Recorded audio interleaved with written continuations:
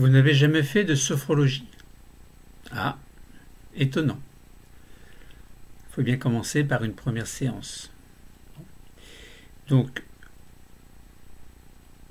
on va parler sophrologie. Je vais essayer de vous convaincre d'assister à une première séance. Nous allons voir sophrologie et sophronisation de base simple. La première séance peut commencer par une sophronisation de base simple. Vous allez voir en quoi ça consiste. Donc, je vais vous expliquer tout ça en détail. Autrement dit, on pourrait également se poser la question comment aborder la sophrologie par la sophronisation de base simple.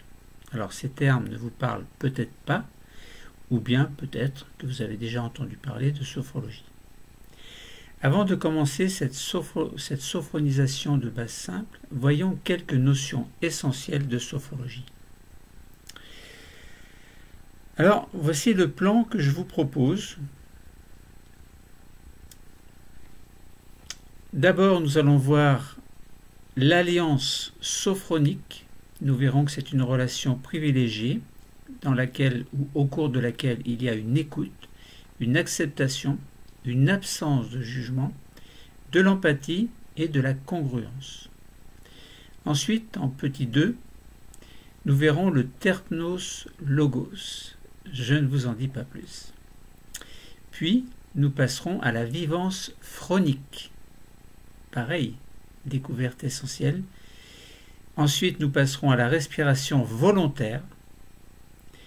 Comment bien vivre la respiration pendant une séance de sophrologie.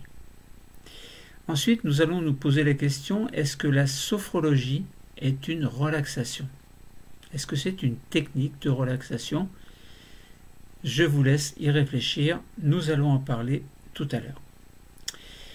Nous allons dire ensuite quelques mots sur la sophronisation de base simple, et notamment, vous allez voir qu'il y a une lecture du corps correspondant à ce que l'on appelle des systèmes, et il y a 5, on peut dire 6 systèmes. Nous verrons dans quel cas utiliser la sophronisation de base simple, c'est-à-dire qu'est-ce qui vous correspondrait, qui ferait que on vous conseillerait en première séance, par exemple, une sophronisation de base simple. Et puis nous allons terminer par un terpnos logos complet de la sophronisation de base simple. Au cours de ce terpnos logos complet, nous verrons la posture assise du 2e degré. Vous allez apprendre à relâcher le haut du corps. Vous allez apprendre à relâcher la partie médiane du corps, puis le bas du corps. Et ensuite, vous allez vous préparer pour réunir le haut, le milieu et le bas du corps. Et ensuite, vous allez profiter de cette vivance qui va vous apaiser. Nous en parlerons tout à l'heure. Et alors, vous serez prêt désormais à faire une pause de totalisation. Vous allez voir, c'est très simple. Et la séance va se terminer. Nous allons revenir doucement à votre niveau d'éveil habituel. Donc, ce qui sous-entend que vous ne serez pas dans votre niveau de veille habituel. Et nous terminerons donc par ce que l'on appelle une désophronisation. Donc voilà, tout un programme. Je vous invite à suivre ces quelques lignes. Alors c'est assez long comme première séance, non pas pour vous convaincre, mais pour vous donner un aperçu de ce que peut être la sophrologie à travers une première séance. Commençons par avoir en chapitre 1 sur 9, alors ce ne sont pas des chapitres, ce sont des petits paragraphes plus ou moins complets. Donc chapitre, on va dire chapitre 1 sur 9, l'alliance sophronique, une relation privilégiée au cours de laquelle nous, les sophrologues, nous allons écouter, accepter, absence de jugement, empathie et congruence. Essayons de détailler ce que cela signifie. C'est une relation privilégiée entre deux personnes responsables, le sophrologue et le patient, que nous pouvons appeler également le sophronisant. Dans les milieux médicaux, nous parlons d'alliance thérapeutique, mais en sophrologie, nous parlons d'alliance sophronique, qui s'inscrit aussi dans une démarche thérapeutique. Cette relation n'est possible qu'à la condition que le sophrologue considère les choses de façon objective dans sa propre réalité objective. Autrement dit, il ne doit pas mélanger ses problématiques personnelles éventuelles avec celles du patient.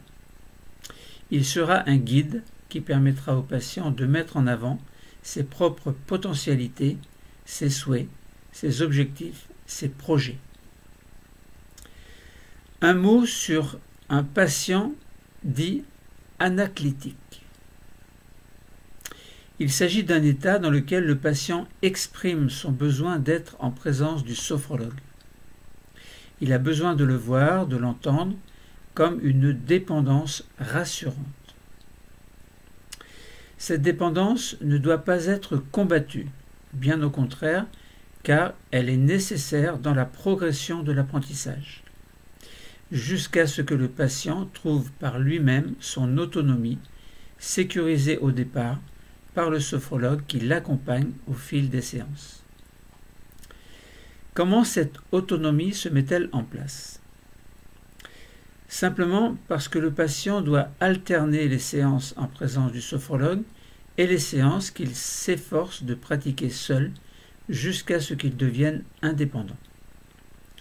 L'alliance est basée sur l'échange au cours duquel s'établit une certaine négociation. Elle se base aussi sur le partage ou réciprocité. Il s'agit donc en quelque sorte d'une collaboration qui va dépendre des interventions du sophrologue et des spécificités du patient d'une part, mais aussi d'autre part du processus interpersonnel qui relie le sophrologue au patient et vice-versa, en vue d'une alliance fructueuse entre deux êtres humains. Ensemble, ils vont définir la problématique et les objectifs dans une démarche planifiée. Il est nécessaire également que les responsabilités soient communes quant à la mise en œuvre et l'évaluation des résultats obtenus. En cas d'échec ou de déception, par exemple, aucun ne doit rejeter la faute sur l'autre. L'alliance est donc une interaction entre deux êtres humains sur un même niveau, mais une interaction dans laquelle le sophrologue fait vivre au patient ce qu'il a lui aussi appris et vécu, tout en sachant que chacun a sa propre histoire, sa personnalité, sa propre objectivité et même sa propre subjectivité. De plus, chacun appréhende les choses et les vit à sa manière, mais à la différence près que le sophrologue offrira sa neutralité et son objectivité au patient et que l'inverse ne sera pas forcément vrai. Quoi qu'il en soit, nous pouvons dégager au moins 5 éléments constitutifs de cette alliance. Le sophrologue fera preuve d'écoute, d'acceptation, d'absence de jugement, d'empathie et de relations authentiques. On parle de congruence. En quoi consistent ces 5 éléments constitutifs de l'alliance sophronique?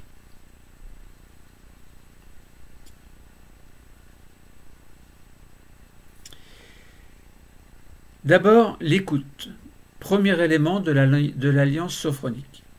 L'écoute, premier élément de l'alliance sophronique. Partons du principe que le sophrologue et le patient, le sophronisant, ne se connaissent pas. Ils ne savent rien l'un de l'autre et n'ont a priori aucun a priori l'un par rapport à l'autre. Le sophrologue reçoit les informations, il entend, observe, perçoit, et de ce fait, il peut analyser ce qu'il entend, analyser ce qu'il observe, analyser ce qu'il perçoit. Les analyses de ces informations doivent être rapides et justes. Elles doivent être mémorisées également, ce qui n'est pas évident. En effet, mémoriser les informations tout au long d'un échange n'est pas si évident que cela. Insistons sur le fait que le sophrologue doit recevoir les informations, analyser rapidement ce qu'il observe et perçoit, tout en portant un regard attentif sur lui-même. Cet effort de conscience, cette introspection est nécessaire car elle permet de ne pas mélanger ce qui le concerne lui et ce qui relève du patient. Cet effort de conscience qui analyse ses propres pensées, ses sentiments, ses états d'âme, lui rappelle que seule la problématique du patient doit être prise en compte. L'écoute sera d'autant plus efficace si le sophrologue développe une attitude et un comportement attentionné à la fois envers la personne même du patient et envers l'histoire qu'il met en avant. D'autre part, une nécessaire attention flottante va englober tous les indices, tous les non-dits, qu'ils soient verbaux ou non verbaux. En effet, le sens exact des mots exprimés peut varier d'une personne à l'autre. Les attitudes aussi peuvent exprimer des significations variables selon les personnages. Ainsi, va émerger tout un champ de signes, voire de symboles, qui, pour certains, vont être amplifiés aux yeux du sophrologue et, pour d'autres, vont s'effacer de sa conscience. Quoi qu'il en soit, il est nécessaire que le sophrologue ne s'approprie pas la problématique du patient en vue de résoudre ses soucis personnels. Il doit pour cela fermer les portes de son auto-empathie, se mettre des œillères et rester dans l'alliance afin que le seul centre d'intérêt soit celui du patient.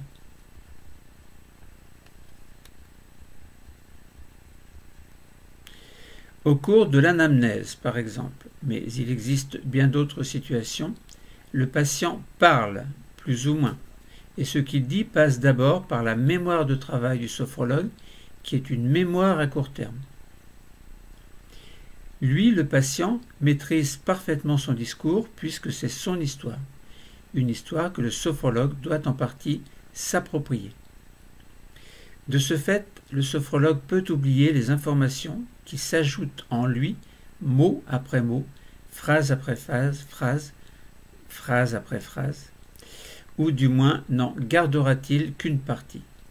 De plus, il doit en même temps les analyser, ce qui sous-entend que l'intégration et donc l'analyse des informations qui suit, leur réception dans le cerveau, prend un certain temps et pendant cela le flux des informations se poursuit avec pour conséquence la perte d'une partie des informations qui deviennent alors fragmentées. Alors, quelle est la solution pour ne rien perdre du discours du patient lors de l'anamnèse? L'anamnèse, c'est au cours de la première séance, donc l'alliance sophronique s'installe, le patient et le sophronisant apprennent à se connaître. Prendre des notes pendant que le patient parle, est-ce que c'est faisable? Dans ce cas de figure, le patient aura très certainement la sensation de ne pas être écouté. Il parle, mais en face de lui, le sophrologue n'est pas toujours attentif puisqu'il prend des notes et que le fait d'alternativement lever les yeux sur le patient puis de les baisser pour écrire démotivera le patient qui alors pourrait se refermer sur lui-même ou du moins ne pas se livrer plus que cela. Alors faut-il passer par l'enregistrement audio? Le sophrologue est beaucoup plus attentif au discours face au patient dans ces cas-là. Les échanges de regards seront favorisés et la lecture des expressions faciales et gestuelles facilitée. Oui, mais peut-être que l'enregistrement vidéo dans ce cas serait mieux. Dans ces conditions favorables à une bonne réceptivité d'ensemble, le sophrologue sera davantage attentif au discours du patient et aux échanges, aux expressions et à la gestuelle du patient qui, de ce fait, pourra se livrer entièrement, assuré d'une écoute parfaite, d'une alliance parfaite. Mais, parce qu'il y a toujours un mais, un enregistrement vidéo n'est pas toujours bien vécu pour 1000 raisons. Alors on en revient à l'écoute attentive. Les yeux dans les yeux, d'égal à égal, reflet d'une parfaite alliance sophronique, d'une absolue confiance.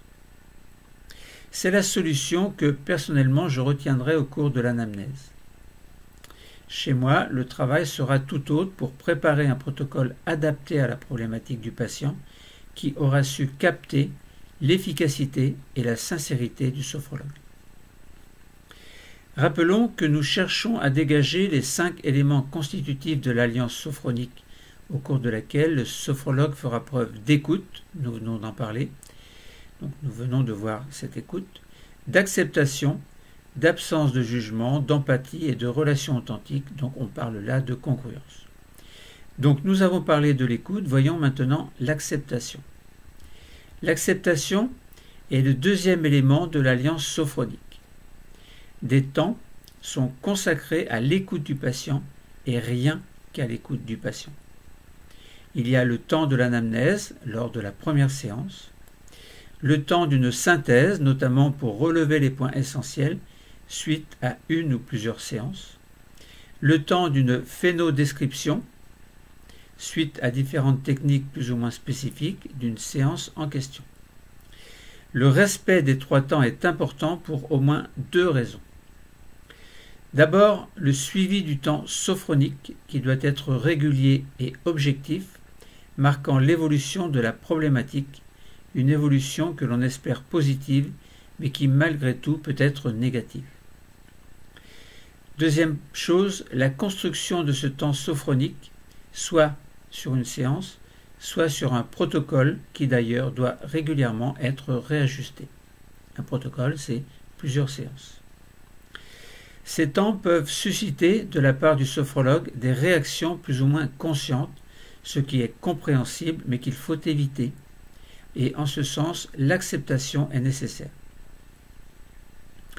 En quoi consiste cette acceptation, de la part du sophrologue évidemment, marquant les temps de l'alliance sophronique? L'acceptation consiste en un ensemble de signes conscients et inconscients que le sophrologue peut envoyer vers le patient. Pourquoi? Cela peut être pour le réconforter, l'encourager, lui faire comprendre qu'il est accepté tel qu'il est. C'est cela l'acceptation, des relations verbales et non verbales exprimées dans un climat de confiance et de respect mutuel. Voyons maintenant, troisième point, l'absence de jugement, c'est le troisième élément de l'alliance sophronique. Le non-jugement est une démarche intellectuelle qui induit une relation d'aide qui doit s'établir sans jugement de valeur dans un climat de confiance. Pourquoi? Pour réduire cette crainte naturelle d'être jugé par le sophrologue.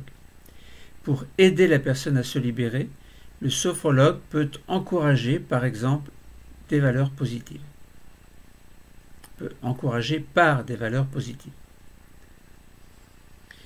Cette attitude de non-jugement implique d'accueillir l'expérience présente, qu'elle soit agréable ou désagréable, et de l'explorer avec bienveillance. En effet, notre tendance naturelle est de rechercher les aspects plaisants de nos expériences et de rejeter, minimiser ou de nier les aspects déplaisants. Le non-jugement est une qualité de l'écoute propre à la relation d'aide qui conduit le sophrologue à se laisser pénétrer sans préjugés ni réserve par ce qu'exprime le patient, par son comportement verbal et non verbal, et ce, sans évaluer la valeur morale de ses paroles et de ses gestes. Cette attitude repose sur l'acceptation du patient, sur le respect de sa dignité et sur une compréhension profonde de ce qu'il est et ce qu'il vit. Le non-jugement de la part du sophrologue est une attitude fondée sur des relations sincères, sur l'observation et sur l'écoute, sur la distance par rapport à ses émotions, sur l'acceptation de la différence possible de l'autre dans ce qu'il est, dans ce qu'il vit ou ressent. Tout ceci afin de construire un jugement pertinent acceptées de part et d'autre. Ainsi, chacun d'entre nous est capable de juger de façon tout à fait naturelle, jugement positif ou négatif, jugement neutre, tout dépend de notre façon de percevoir les autres et l'environnement autour de nous. Cette capacité de juger est propre à chacun, qu'elle soit objective ou subjective. En sophrologie, la neutralité verbale et non verbale est de règle. L'absence de jugement doit faire partie des compétences du sophrologue. En effet, dans le cas contraire, un patient influencé par un regard expressif, par une parole maladroite, pourrait orienter ses pensées dans une direction différente de celle qui est censée justifier sa propre problématique. Voyons maintenant notre quatrième élément, l'empathie. L'empathie, c'est le quatrième élément de l'alliance sophronique. On pourrait définir l'empathie comme une capacité à entendre et d'accepter le récit d'un patient tout en mettant de côté provisoirement ses propres valeurs personnelles pour ne retenir que celles de ce patient. L'empathie pourrait aussi se définir comme la capacité de percevoir le monde de l'autre tel qu'une nouvelle possibilité d'existence sans effacer ses propres valeurs. Autrement dit, le sophrologue se plonge en partie dans le monde du patient sans pour cela renier ses propres valeurs, même si celles-ci diffèrent de celles du sophronisant. Dans le cadre d'une alliance partagée, l'empathie permet d'écouter sans hausser les épaules, sans lever les yeux au ciel, sans souffler par agacement. L'empathie permet d'observer l'autre pour construire une pensée objective, sincère et réelle, facilitant la résolution d'une problématique dans les meilleures conditions possibles. Toutefois, se mettre à la place du patient comporte des limites. Par exemple, l'expression partagée d'une émotion de joie ou de tristesse.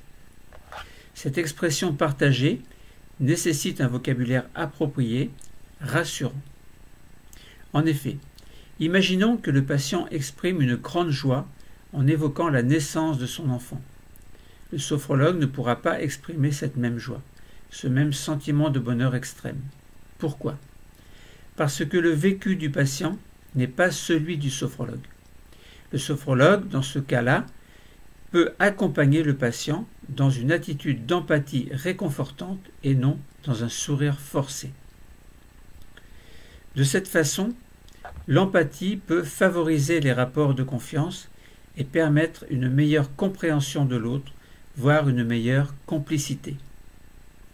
Cette approche globale de l'univers de l'autre comprend l'histoire du patient, son contexte social et familial, ses pathologies également qui peuvent modifier son comportement.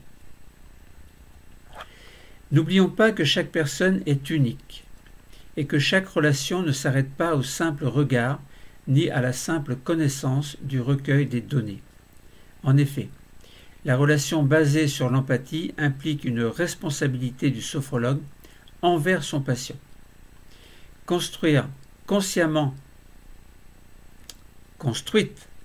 consciemment comme une méthode relationnelle positive, l'empathie est un lent mouvement et un bref processus du langage, mais aussi du corps, puisqu'il exprime malgré nous l'accueil authentique d'une personne étrangère à notre intimité, mais proche de notre objectif professionnel.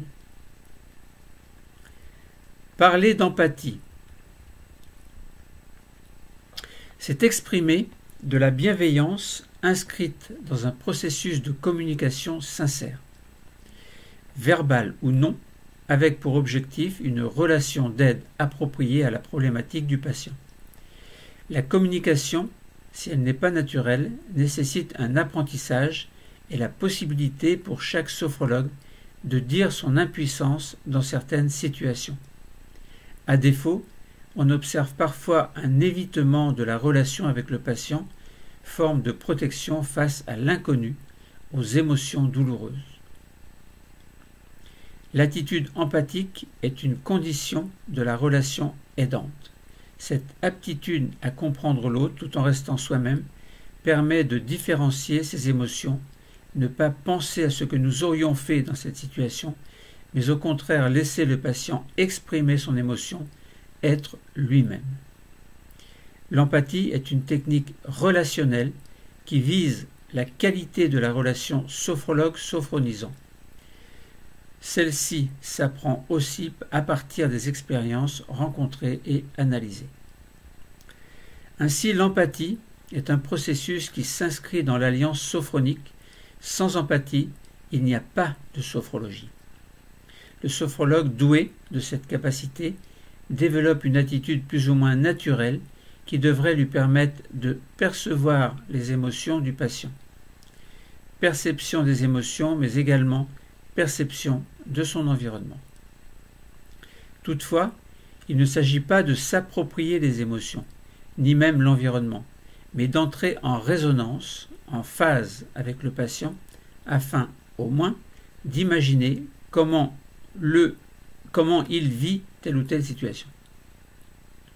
Un peu comme une synchronisation entre deux personnes connectées par une alliance sophronique. C'est bien là le sens de l'empathie. Voyons maintenant le cinquième élément, la congruence, donc cinquième élément de l'alliance sophronique. En première définition, en lien entre deux personnes, la congruence pourrait se définir comme la ressemblance entre des émotions ressenties en lien avec les réactions non verbales provoquées par ces émotions ressenties. Pour le sophrologue, cet état implique une certaine disponibilité à accueillir les souffrances et leurs causes sans faire paraître de réactions inappropriées, maladroites ou relevant d'un jugement défavorable envers le patient qui prend la parole. D'autre part, il ne servirait à rien pour le sophrologue de faire semblant s'il n'est pas là psychologiquement, s'il ne manifeste pas sincèrement cette congruence. La congruence soutient cette manière d'être du sophrologue qui manifeste une concordance entre ce qu'il ressent, ce qu'il pense, ce qu'il dit et ce qu'il fait. En deuxième définition, en lien avec soi-même, la congruence pourrait se définir comme étant la capacité d'être réellement soi-même, de prendre conscience de qui l'on est et de pouvoir vivre cette identité pleinement et ouvertement. Il s'agit d'un processus d'acceptation de soi, favorisant l'expression réelle de soi-même et, à travers cette dynamique, qui permet la rencontre réelle avec les autres. La congruence est également très importante dans l'accompagnement des patients, car, afin d'adapter au mieux les réponses et les stratégies aux situations de vie des personnes, il est nécessaire que ces patients puissent dire le plus simplement possible ce qui se passe réellement pour eux. La congruence peut se reconnaître par son approche humaniste, c'est-à-dire par les croyances que le patient entretient avec lui-même, par ses qualités personnelles, par ses comportements en accord avec ses expériences de pensée, de perception et de sensation. La congruence permet au sophrologue de mettre en cohérence ses propres pensées et son attitude pour répondre favorablement à un patient en souffrance, exprimé ou non. La personnalité authentique et réelle d'une personne lorsqu'elle devient sophrologue lui permet de se mettre en conformité avec la réalité de l'autre, du patient. La congruence pourrait relever d'une approche centrée sur la personne et nécessite une écoute active, la reformulation, le non-jugement, l'empathie et l'acceptation inconditionnelle qui sont les caractéristiques de la relation d'aide. La relation d'aide permet au patient de se comprendre afin qu'il devienne capable de progresser par lui-même. Ainsi, le sophrologue et le sophronisant, le patient, sont censés vivre une relation authentique, sincère. Chacun se montre tel qu'il est, en harmonie avec les émotions, les ressentis. Tous deux, inconsciemment, adoptent un comportement identique. Le sophrologue sera attentif sur le fait qu'il ne doit pas envoyer de signaux affectifs qui pourraient toucher le patient, et de ce fait modifier son comportement. L'intérêt d'une alliance sophronique est de vivre une expérience et une relation libre de part et d'autre. Chapitre 2 sur 9, voyons maintenant le terpnos logos. Il s'agit d'un mode de discours utilisé par le sophrologue. Le discours est rythmé, mais assez monocorde et apaisant. Ce discours, utilisé pour guider le patient, s'appelle le terpnos logos. Il ne s'appuie pas sur la suggestion, mais requiert la participation active et volontaire du pratiquant. Le discours est adapté à la situation, la voix est posée et les mots sont choisis pour favoriser l'entrée et le maintien au niveau sophroliminal. Le terpnos logos est un mode de discours qui engage une relation entre le sophrologue et le patient. Des stimulus verbaux et non verbaux sont envoyés par la voix posée du sophrologue, ce qui favorise un certain relâchement à la fois du système nerveux et du système musculaire. Ce discours favorise aussi une réduction de l'activité corticale et une diminution de l'impact des conditionnements mis en place de façon plus ou moins consciente. Il résulte de ce discours une adaptation du corps et du psychisme, adaptation qui permet au patient d'analyser ce qui se passe en lui d'une autre façon, par un autre cheminement de pensée. Ainsi, le terpnos logos favorise des relations privilégiées entre le sophrologue et le sophronisant, c'est-à-dire le patient, et ceci de la façon la plus naturelle possible et tout en respectant le rythme de chacun. Cette façon verbale et cette tonalité harmonieuse permettent de guider le patient, de clarifier les étapes de la séance avec la rigueur de la méthode. Il s'agit aussi de le mettre dans une situation de vigilance modulée par la tonalité afin d'obtenir sa confiance. En effet, c'est bien la voix qui induit la confiance, l'apaisement, le relâchement, le bien-être et finalement l'adhésion grâce à un tempo régulier sans intonation trop prononcée. Ce terpnos logos aura une double action. D'abord, première action du terpnos logos, il va attirer l'attention du patient qui alors pourra se concentrer sur ce qui se vit réellement en lui.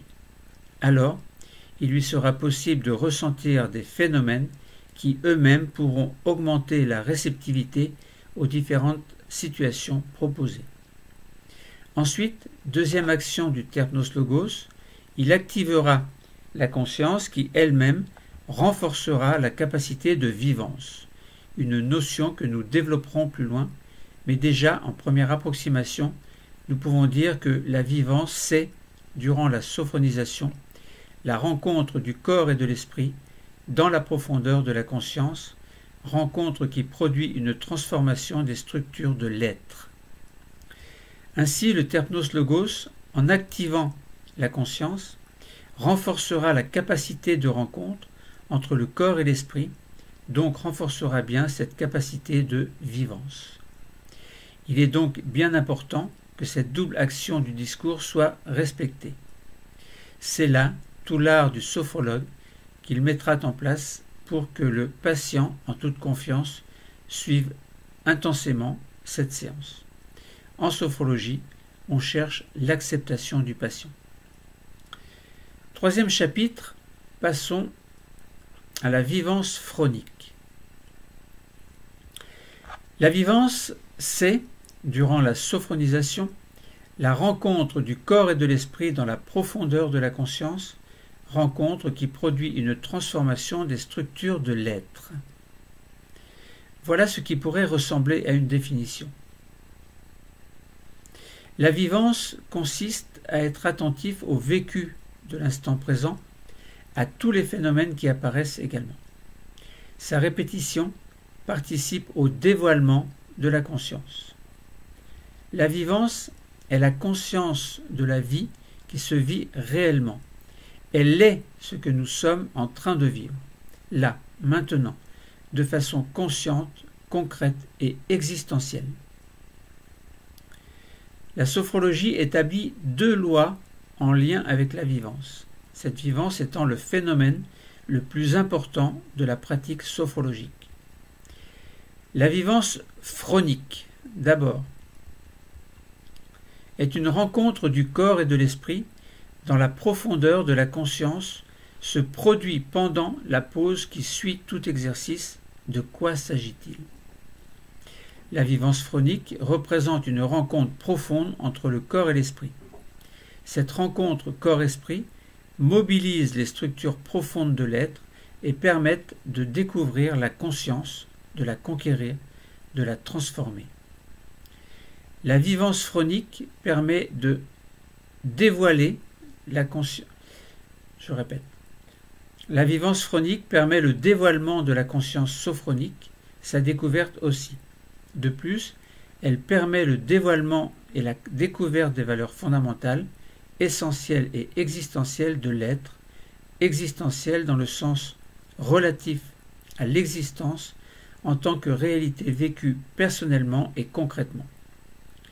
L'angoisse, par exemple, peut être une situation existentielle si elle est enracinée dans la personne. On parle d'angoisse existentielle.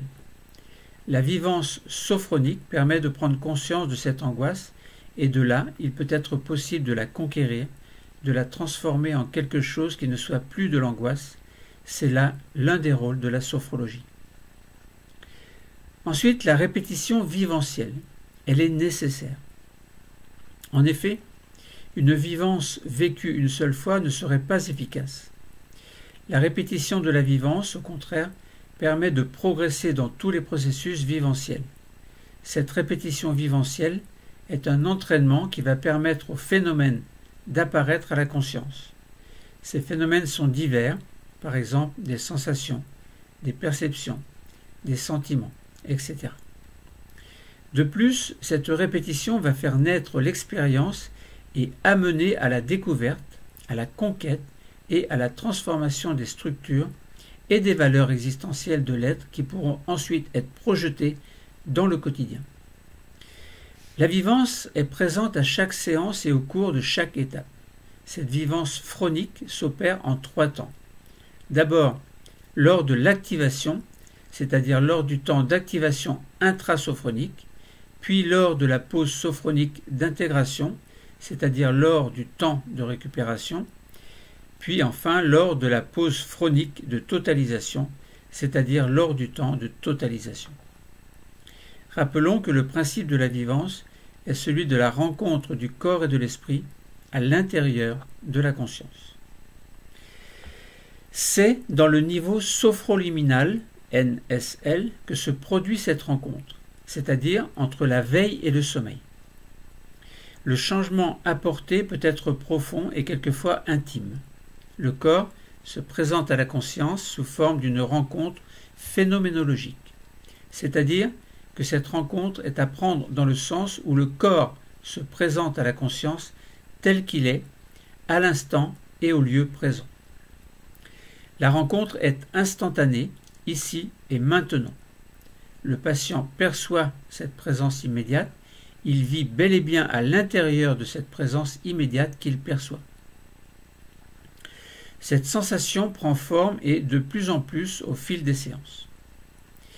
La vivance se dessine de manière naturelle dans un objectif de changement et de transformation où il s'agit de découvrir, de conquérir et de transformer.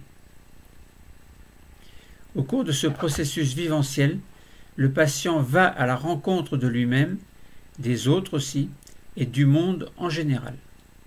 Pour cela, il suit alors une voie interne qui le mènera à l'intérieur de lui-même, dans la profondeur de lui-même, dans son intimité. Il suivra aussi une voie externe qui va lui permettre de s'ouvrir aux autres et au monde en général. Ces deux voies, interne et externe, s'opèrent en même temps et tous les exercices, tous, comprennent ce processus vivenciel, c'est-à-dire qu'après le temps d'activation intrasophronique, il y aura toujours un temps de récupération-intégration et un temps de totalisation. L'objectif est que le patient ressente à l'instant présent ce qui se passe dans son corps. qu'il ressente, qu'il sent ce qui se passe dans son corps, là, maintenant, à l'instant présent, puis qu'il ressente un sentiment de vivance et de bonheur. Au cours de cette séance de sophrologie et tout au long de ce processus viventiel, le patient sera parti d'une perception pour découvrir la sensation, puis le sentiment. Autrement dit, il s'agit tout simplement pour lui d'être ce qu'il est et rien d'autre. 4e chapitre sur 9, la respiration volontaire. Comment bien vivre la respiration pendant une séance de sophrologie. Alors que la respiration est un acte involontaire, la respiration volontaire, c'est lorsque nous forçons plus ou moins sur l'inspiration et sur l'expiration.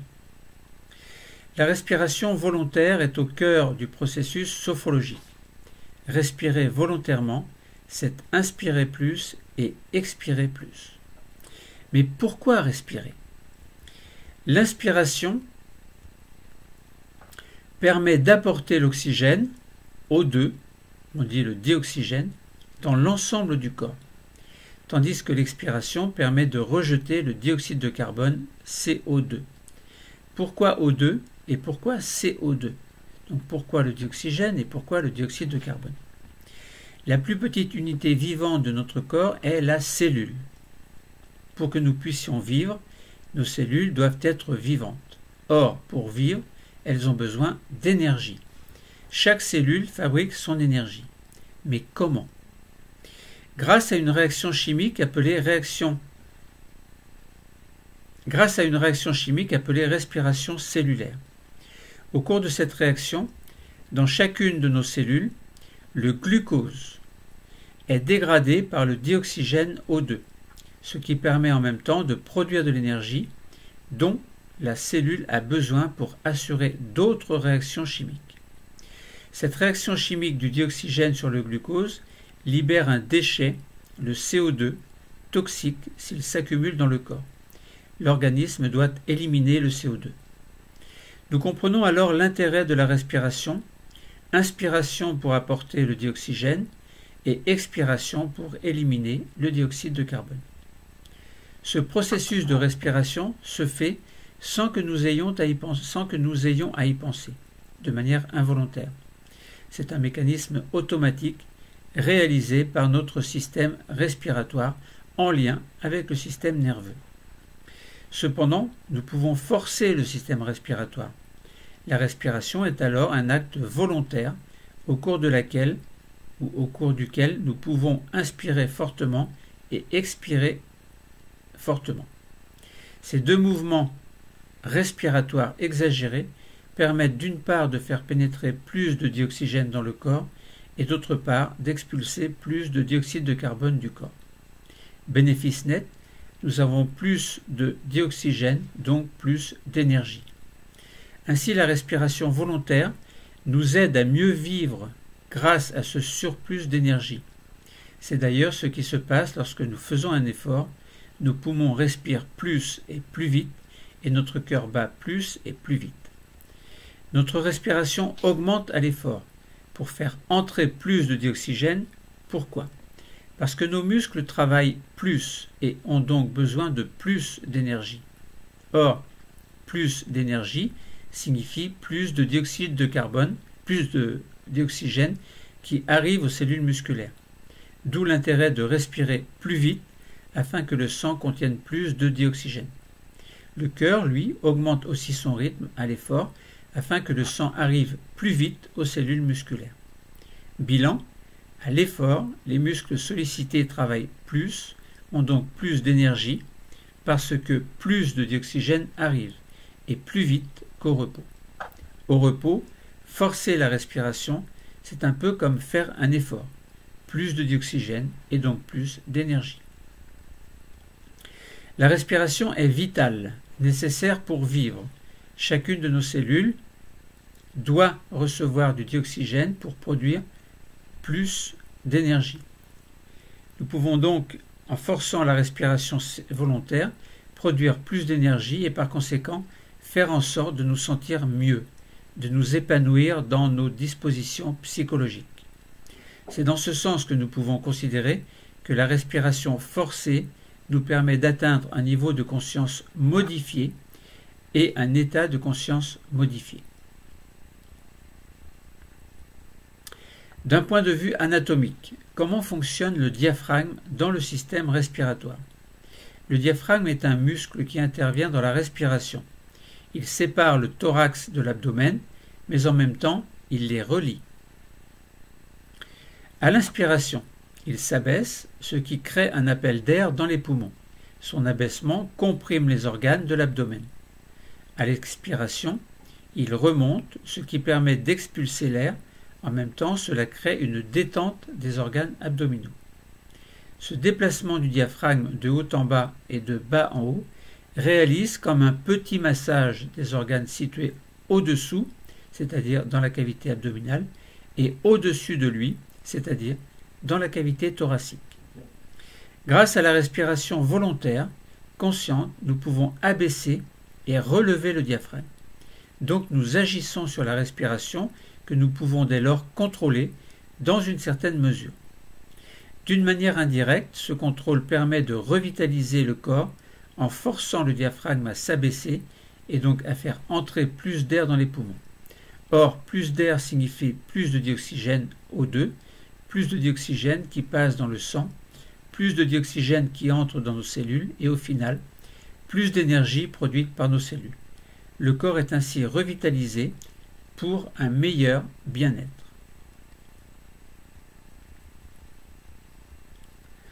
Lors des premières séances de sophrologie, il paraît judicieux de bien respirer, voire d'apprendre ou de réapprendre à respirer. Comment pouvons-nous faire pour mieux respirer? Pour mieux respirer, il faut d'abord vérifier que nous savons bien respirer. Au cours des premières séances de sophrologie, nous allons faire travailler nos capacités respiratoires tout en portant notre attention sur la respiration elle-même. Le nez. En temps normal, la respiration naturelle est nasale. L'air entre et sort par le nez, même si quelquefois la bouche prend le relais lorsque nous faisons un effort important. Lors de certaines séances de sophrologie, certains exercices utilisent la respiration nasale. Ainsi, il peut être judicieux de commencer une séance par 3 grandes respirations conscientes, c'est-à-dire 3 grandes expirations, chacune suivie d'une grande inspiration. Il faudra bien sentir l'air qui entrera par le nez, puis bien sentir l'air qui sortira par le nez. Voici quelques conseils pour pratiquer correctement ces grandes respirations conscientes. À noter que la respiration thoracique permet elle aussi de faire entrer et sortir l'air. Comment? Eh bien, la décontraction des muscles intercostaux chasse de l'air, tandis que leur contraction fait entrer de l'air. En fait, globalement, à l'expiration, on dégonfle le ventre et le thorax, tandis qu'à l'expiration, on gonfle le ventre et le thorax. Voyons cela plus en détail. Nous commençons un cycle respiratoire par une expiration profonde, ensuite suivra une inspiration. Première phase, l'expiration. Commencez l'exercice respiratoire par une grande respiration, par une grande expiration plutôt. Pour cela, laissez aller la respiration abdominale, c'est-à-dire rentrer le ventre tout en soufflant pour chasser l'air des poumons. En fait, nous rentrons le ventre en contractant les muscles abdominaux, ce qui permet la remontée du diaphragme qui se relâche alors, c'est-à-dire qu'il se décontracte tout en remontant. Le fait de bien souffler à fond permet l'expulsion d'un maximum de CO2, ce gaz toxique pour l'organisme. D'ailleurs, cette expiration abdominale profonde prépare une grande entrée d'air. En même temps que le ventre se dégonfle, relâchez les muscles intercostaux afin que le thorax se rapetisse pour chasser encore plus d'air. Une image pour mieux comprendre cette respiration abdominale. Dès le début de la respiration abdominale, nous rentrons le ventre comme si le nombril cherchait à traverser la cavité abdominale pour aller toucher la colonne vertébrale située en arrière. L'air est ainsi expulsé totalement et doucement par le nez. Faire alors une petite pause respiratoire, poumon vide, avant de commencer l'inspiration. Deuxième phase, l'inspiration. Suite à l'expiration abdominale profonde et à la pause respiratoire, l'inspiration abdominale va se faire de façon tout à fait naturelle. Pour cela, forcez un peu pour gonfler le ventre, ce qui contracte et donc abaisse le diaphragme. Cela provoque un appel d'air qui remplit doucement les poumons. En même temps, le plexus solaire et le thorax se soulèvent tranquillement, ce qui fait entrer encore plus d'air. C'est la respiration thoracique. Au cours de celle-ci, les muscles intercostaux se contractent et augmentent de volume et augmentent le volume de la cage thoracique, ce qui a pour conséquence de créer aussi, comme dans la respiration abdominale, un appel d'air. Les poumons ainsi gonflés au maximum, grâce à la respiration abdominale et à la respiration thoracique, nous pouvons marquer une légère pause poumon plein d'air avant de poursuivre l'exercice par une nouvelle expiration profonde. Résumons ces deux phases de cycle respiratoire expiration-inspiration. Expiration, chasser l'air en dégonflant le ventre puis abaisser le thorax, faire une pause poumon vide. Inspiration, faire entrer l'air en gonflant le ventre puis le thorax. Faire une pause poumon plein, puis reprendre l'expiration pour faire deux autres cycles. À noter que durant les exercices respiratoires, nous pouvons accélérer ou ralentir le rythme respiratoire, ce qui permet de s'adapter aux exercices de la séance. 5e chapitre sur 9, la sophrologie est-elle une relaxation? Commençons par définir la relaxation. D'après le dictionnaire Le Robert, la relaxation est une diminution ou une suppression d'une tension. La relaxation est aussi une méthode thérapeutique de détente par des procédés psychologiques actifs. Selon le Larousse, la relaxation est une détente physique et mentale résultant d'une diminution du tonus musculaire. La relaxation est aussi une méthode visant à obtenir une détente physique et mentale par le contrôle conscient du tonus physique et mental afin d'apaiser les tensions internes et afin de consolider l'équilibre mental du sujet. Selon le CNRTL en psychologie, la relaxation est un état de complète détente physique, notamment musculaire. C'est aussi un état de complète détente psychique. La relaxation du corps, jointe à la détente et au silence de l'esprit, permettent la réalisation d'une grande attention et donc d'une relaxation profonde. La relaxation, c'est aussi un ensemble de méthodes de détente et de maîtrise des fonctions corporelles par des procédés psychologiques adaptés. La méthode de relaxation peut comprendre aussi une série d'exercices dérivés du yoga, tels la décontraction, la respiration, la concentration, de même que la répétition de phases autosuggestives. Définissons maintenant la sophrologie. Après nous allons comparer, nous allons dire si la sophrologie c'est une méthode de relaxation, on verra que non. Donc définissons maintenant la sophrologie. Selon le Robert, le dictionnaire Le Robert, la sophrologie est un ensemble de pratiques visant à dominer les sensations douloureuses et de malaise psychique, et il parle même entre parenthèses de relaxation. Selon la chambre syndicale de sophrologie, définition du terme sophrologie. La sophrologie est une méthode psychocorporelle utilisée comme technique thérapeutique ou vécue comme une philosophie de vie.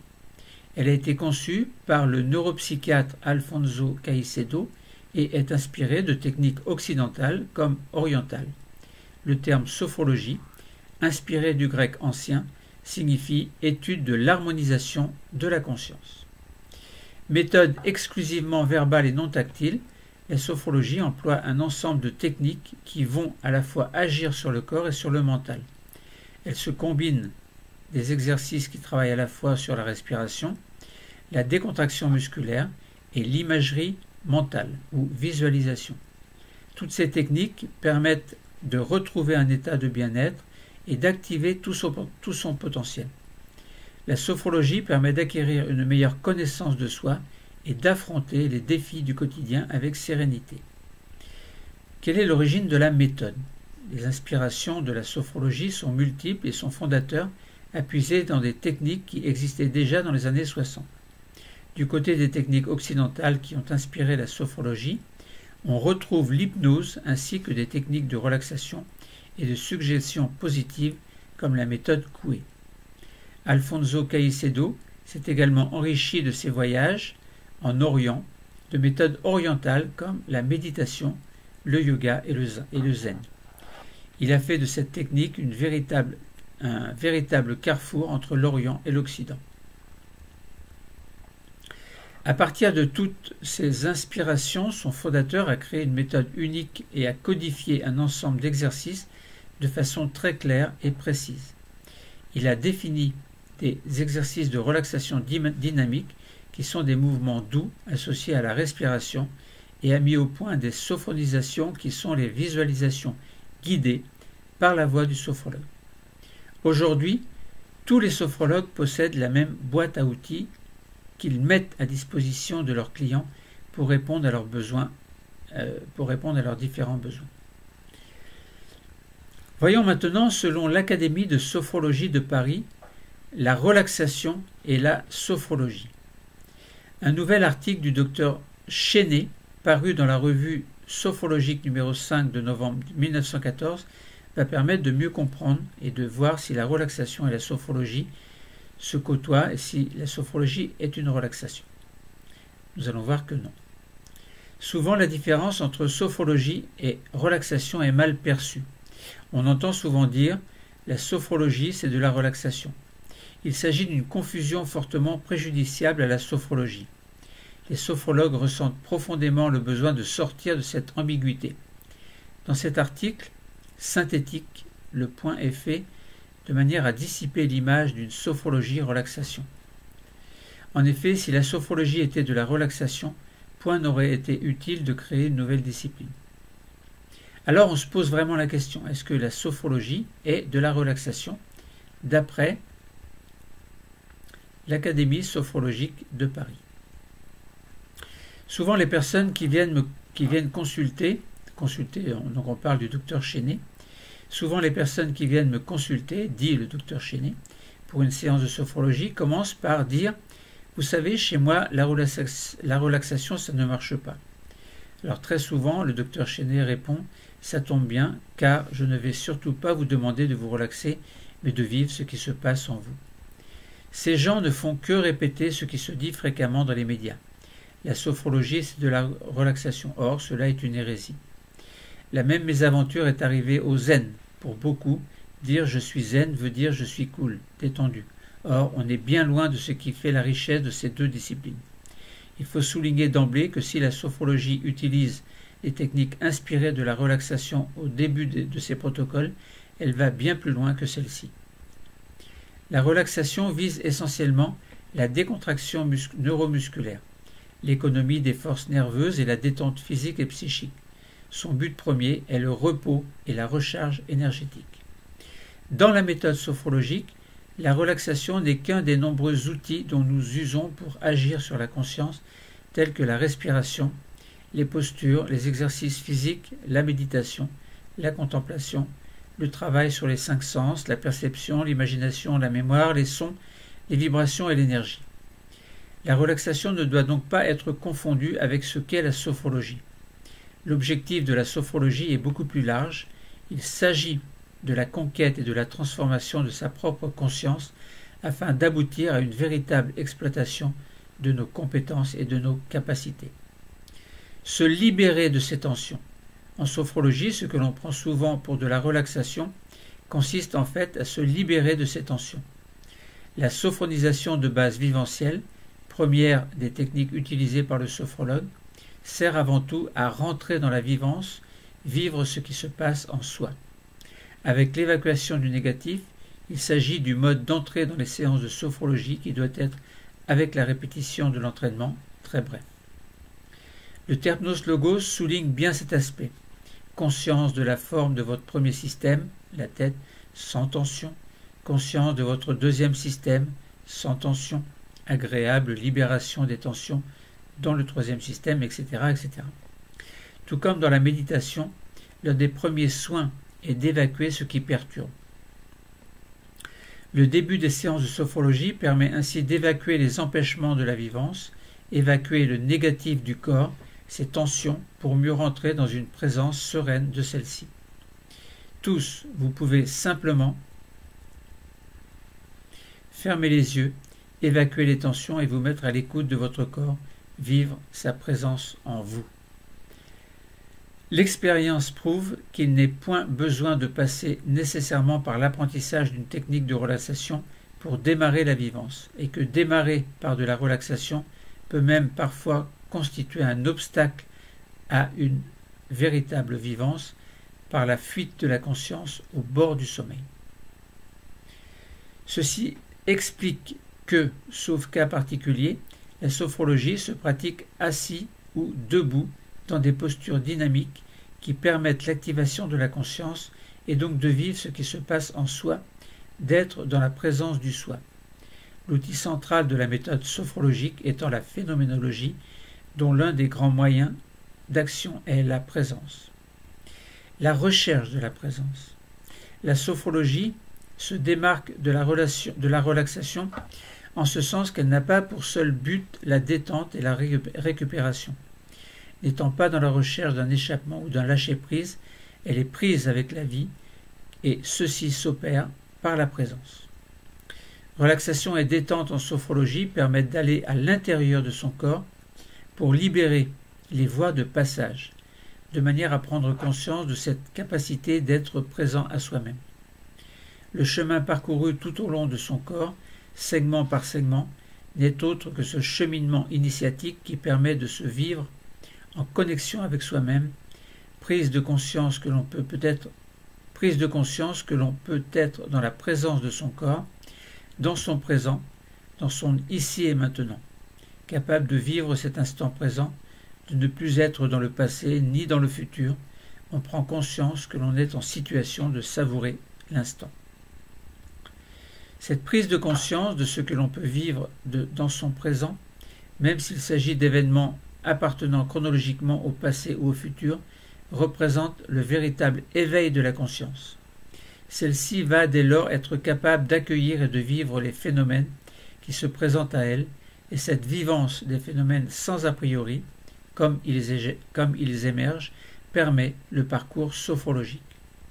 Alors, quid de la relaxation en sophrologie? Qu'est-ce que ça veut dire? La sophrologie n'est pas une technique de relaxation. Si la relaxation peut intervenir dans le processus d'entraînement sophrologique, elle ne représente qu'un support d'accès à la vivance. La pratique sophrologique évite une relaxation trop profonde, au bord du sommeil, qui endort la conscience, car le but de la sophrologie est de faire sortir la conscience munie de toutes ses capacités au niveau de vigilance propre à la relaxation, afin de pouvoir être utilisée au quotidien, dans l'action, justement quand c'est difficile et que toute notre vigilance doit être au rendez-vous. Activer la conscience est donc le propos fondamental de la sophrologie, mais effectivement une conscience sans tension et donc fluide et réceptive dans l'harmonie globale du corps et de l'esprit et non une conscience endormie. Le danger de l'assimilation est donc à souligner, il est profondément réducteur pour la sophrologie, comme cela vient d'être exposé. Passons au chapitre 6 sur 9, quelques mots sur la sophronisation de base simple qui constituera une première séance.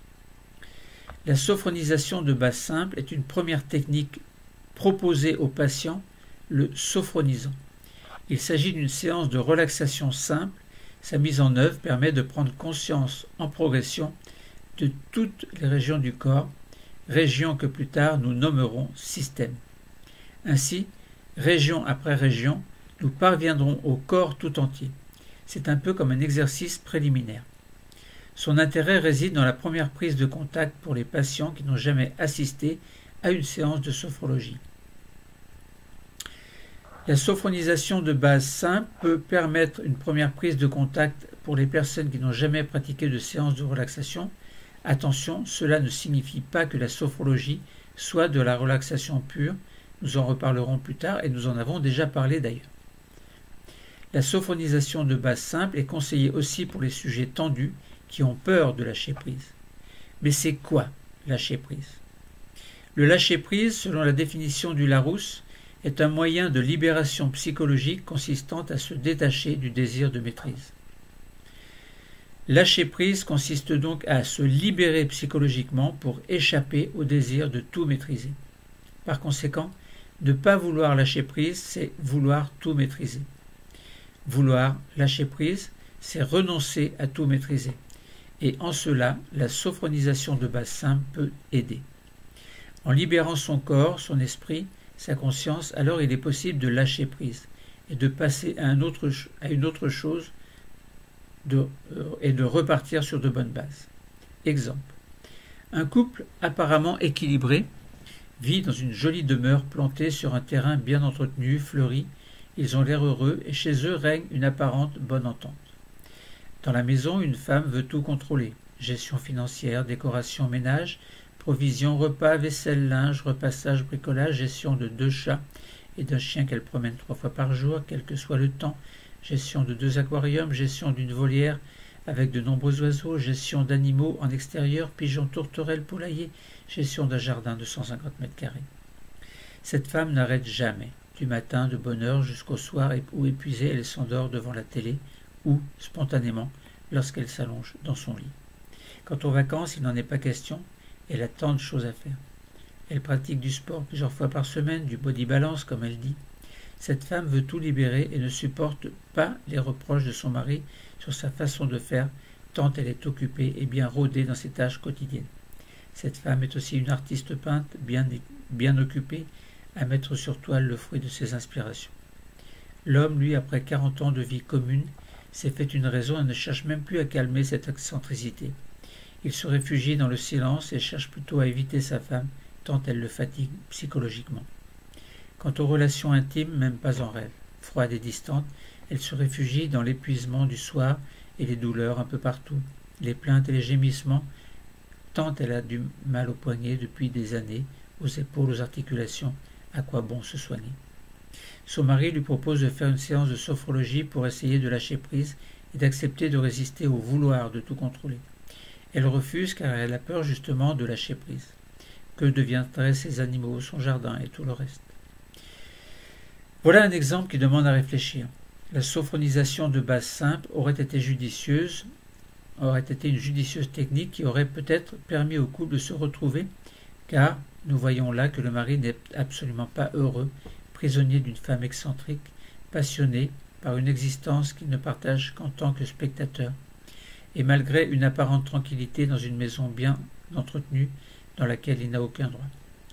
Bien sûr, il aurait pu partir, se séparer, mais ils ont eu des enfants et des petits-enfants. Alors, pour ne pas rendre la famille malheureuse, il préfère rester et supporter l'insupportable, même si lui préférait les voyages, les sorties en amoureux, les moments de complicité, le partage et combien d'autres choses encore qui unissent les vrais couples, dont, bien entendu, l'intimité. Mais il se console en se disant que finalement il s'est construit lui aussi au sein de cet univers riche un coin de paradis. Difficile d'imaginer dans ces conditions que la femme puisse abandonner ses activités qu'elle s'est appropriées tant il y en a et qui demandent une attention particulière.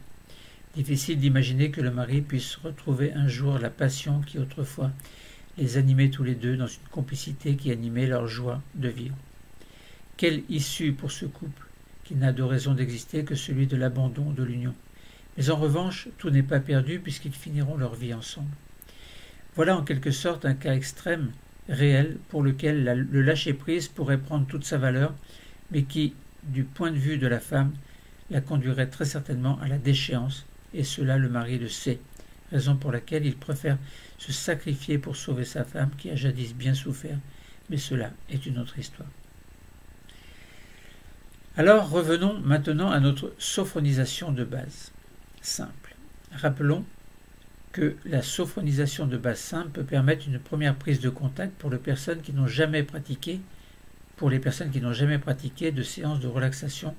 Attention, ce n'est pas de relaxation. Rappelons aussi que la sophronisation de base simple peut être conseillée pour des sujets tendus qui ont peur de lâcher prise. Ajoutons que cette sophronisation de base simple peut être utile pour les patients qui n'arrivent pas à fermer les yeux. À noter que si nous souhaitons que cette sophronisation de base simple, cet exercice de sophrologie préliminaire soit une relaxation pure, alors nous pouvons choisir de nous polariser uniquement sur le lâcher-prise et de ne pas tout de suite rechercher l'activation de la conscience. Dans ces conditions, la sophonisation de base simple est alors une véritable séance de relaxation. Disons que dans un premier temps, elle peut permettre au patient de se rassurer, de prendre confiance en lui dans cet accompagnement de sophrologie. La sophonisation de base simple permet de découvrir son corps sans tension musculaire, uniquement à partir de l'écoute de ses sensations corporelles agréables. Il s'agit d'une séance d'entrée dans la relaxation, disons un essai de sophrologie. Autre point important, celui des personnes ayant des difficultés respiratoires. Ces patients doivent d'abord apprendre à respirer correctement, s'ils le peuvent évidemment, tout en vivant leur respiration sans angoisse. Cette sophronisation de base, simple, accompagnée de techniques de respiration, peut déjà en elle-même apporter un certain bien-être, un mieux-être, une certaine détente apaisante et rassurante.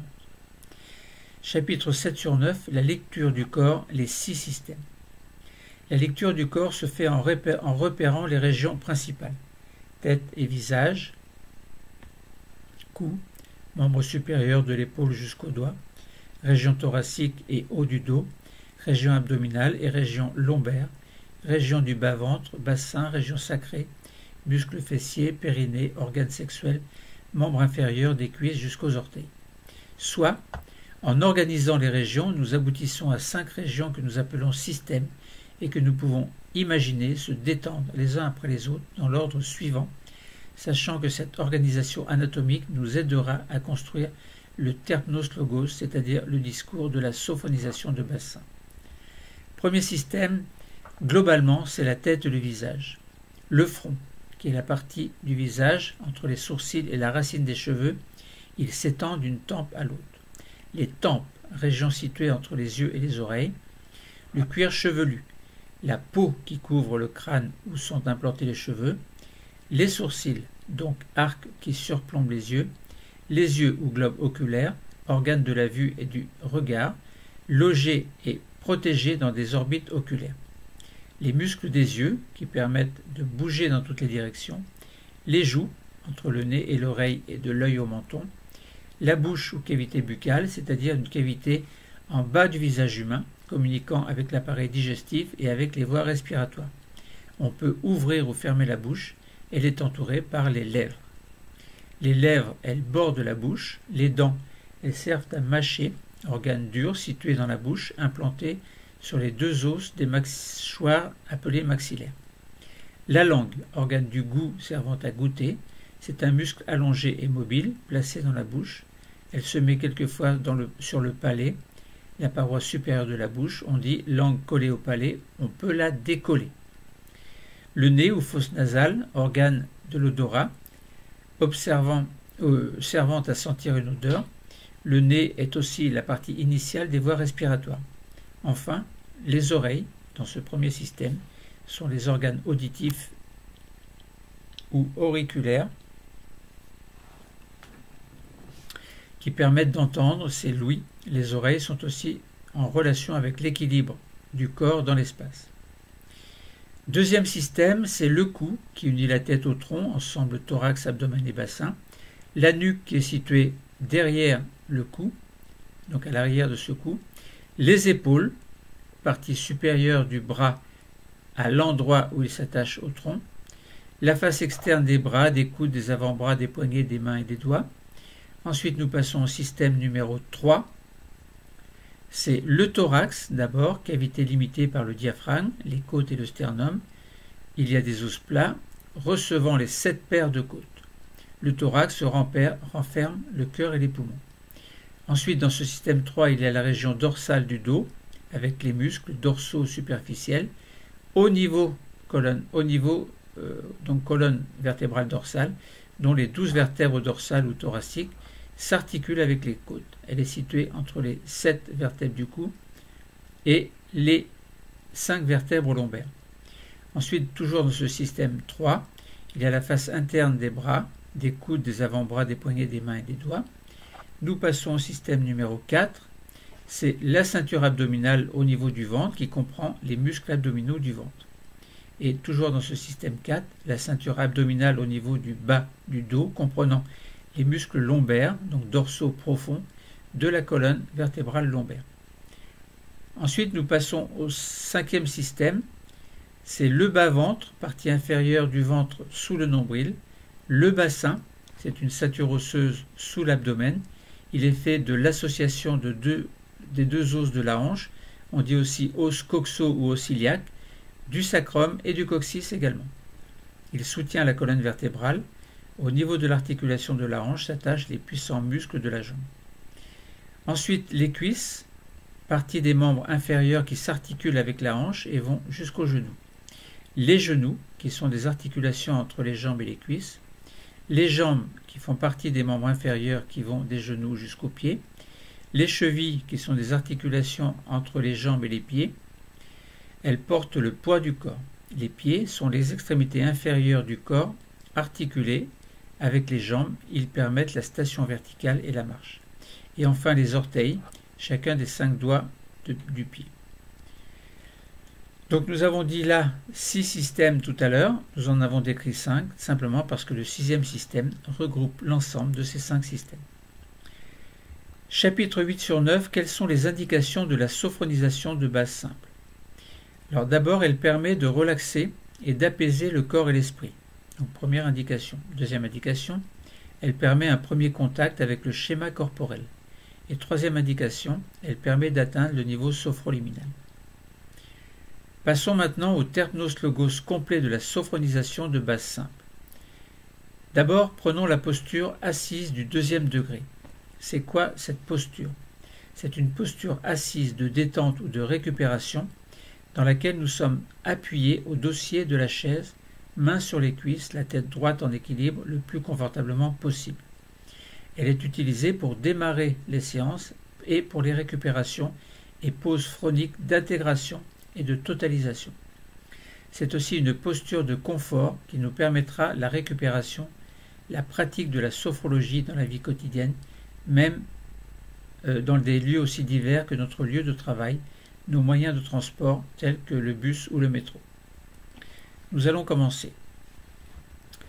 Asseyons-nous confortablement sur notre chaise, mains sur les cuisses, tête droite en équilibre, le plus confortablement possible. Alors, je lis un peu vite, ce discours est informatif, donc ne croyez pas que vous allez pouvoir faire assez rapidement tout ce que je dis. Vous pouvez essayer. Bon. Je répète, donc asseyons-nous confortablement sur notre chaise, mains sur les cuisses, tête droite en équilibre, le plus confortablement possible. Essayons de nous détendre et de prendre conscience de la position de notre corps et de nos points d'appui, le dos contre le dossier, le bassin et les cuisses sur le siège. Nous sentons le contact de nos mains posées sur nos cuisses.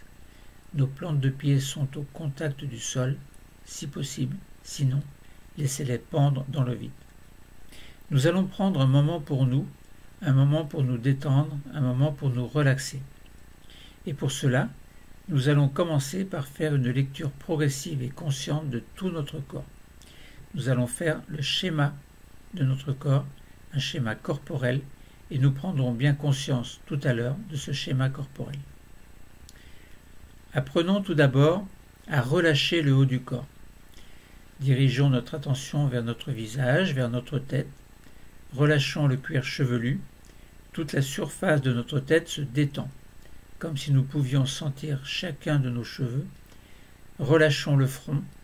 Il devient lisse, brillant, sans rides, un peu comme la surface d'un grand lac gelé sur lequel se reflète la lumière du soleil. Nos sourcils s'écartent l'un de l'autre, nos paupières deviennent plus lourdes et derrière elles, nos yeux sont libres de flotter.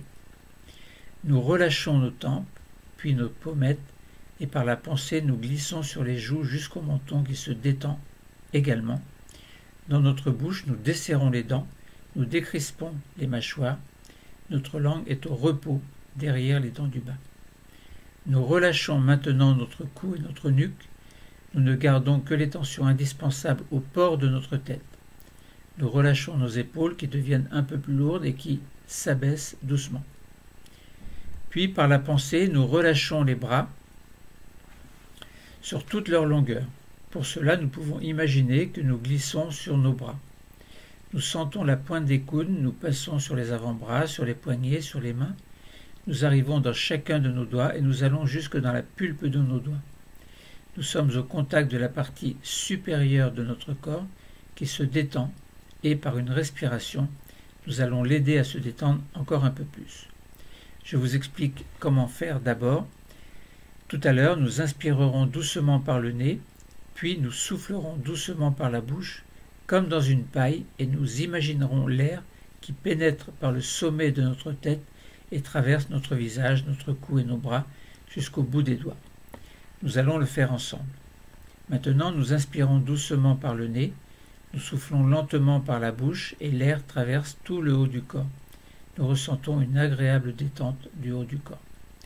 La partie supérieure de notre corps est maintenant détendue et beaucoup plus présente dans notre conscience. Essayons maintenant de relâcher la partie médiane du corps. Nous dirigeons notre attention vers le haut de notre dos dans la région des omoplates. Elles s'écartent l'une de l'autre, si bien que notre dos devient plus large. Puis nous prenons conscience de notre colonne vertébrale.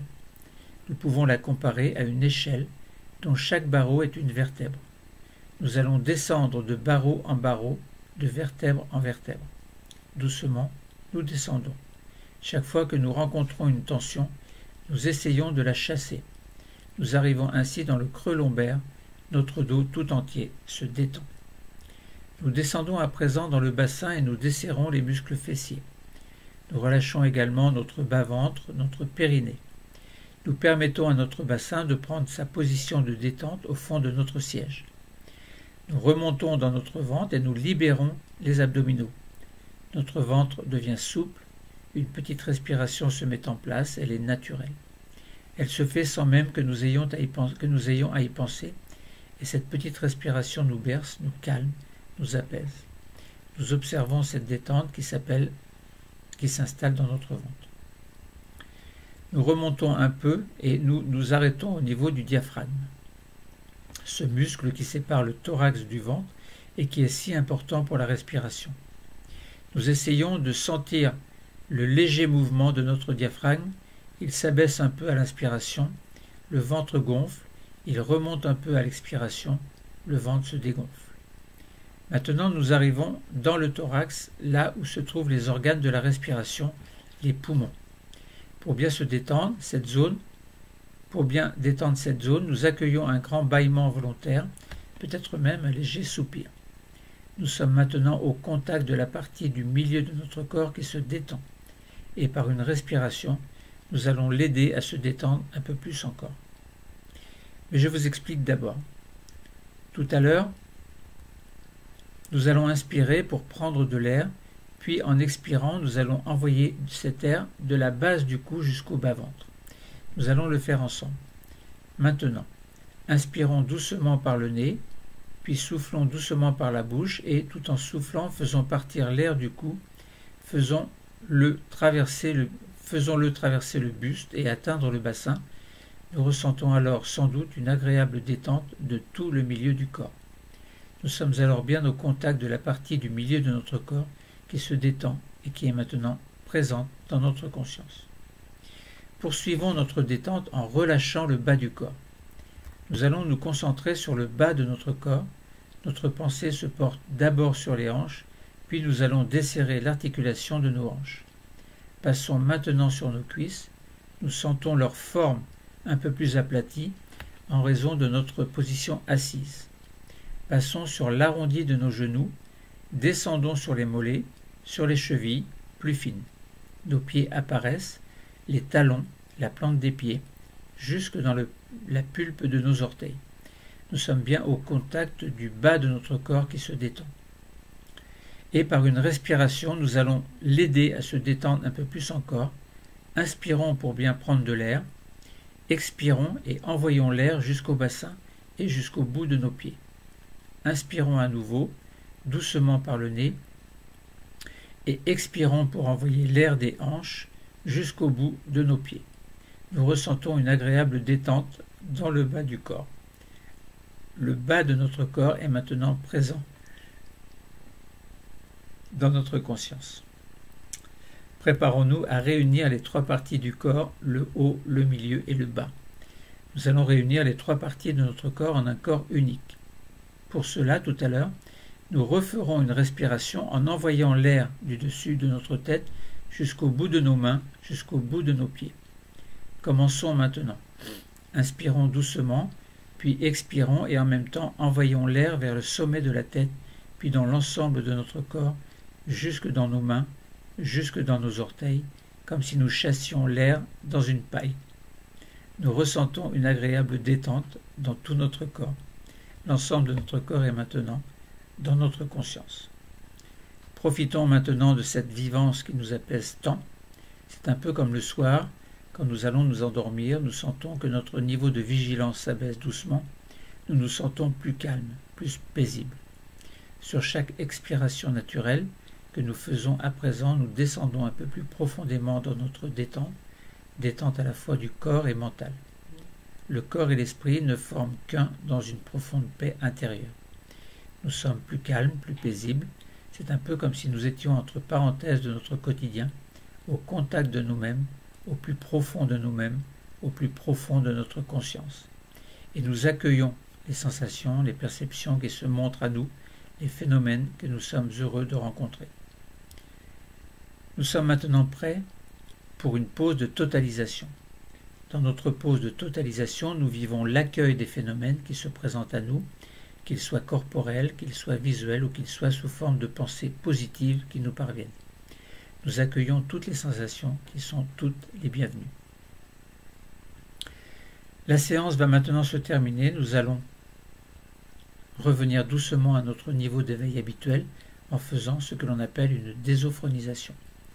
Nous sommes dans un niveau sophroliminal entre la veille et le sommeil. Nous allons en sortir doucement pour revenir à notre niveau de veille habituel. Commençons ensemble. Passons notre langue sur le palais, sur nos dents, sur nos lèvres. Faisons quelques grimaces avec les muscles du visage afin qu'ils se réveillent. N'ayons pas peur de grimacer. Personne ne nous regarde.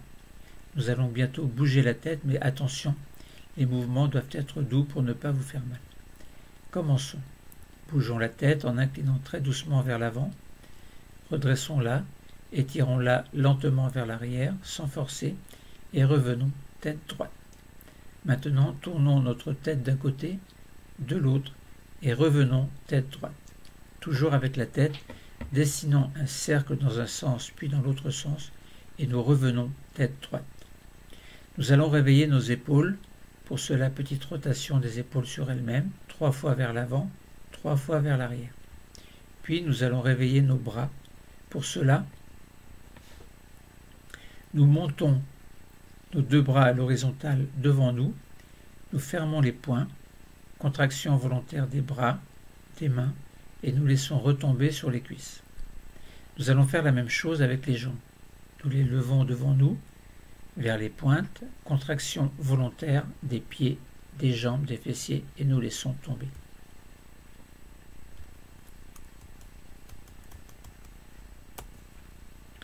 Nous faisons en même temps les bras et les jambes. Nous montons, contraction volontaire, et nous relâchons. Et puis nous allons glisser nos mains sur nos genoux, comme si nous le pouvions, puis si nous le pouvons, vers nos chevilles, de façon à étirer très doucement notre colonne vertébrale. Nous sentons l'étirement de notre bras, de notre dos vers le bras. Nous faisons un dos rond. Nous laissons notre tête tomber ainsi que nos bras ballants. Nous nous redressons maintenant en déroulant notre colonne vertébrale, vertèbre après vertèbre, puis nos 2 bras vont monter vers le plafond. Nous étirons notre dos vers le haut et là nous bougeons comme nous en avons envie. Nous bâillons, nous étirons et c'est lorsque nous allons sentir une complète récupération que nous allons pouvoir décider d'ouvrir les yeux. Alors, donc cette sophronisation de base simple a été lue rapidement, c'est volontaire. Je vais vous la refaire dans une vidéo spéciale dans laquelle il n'y aura que la sophronisation de base simple. Merci de m'avoir écouté.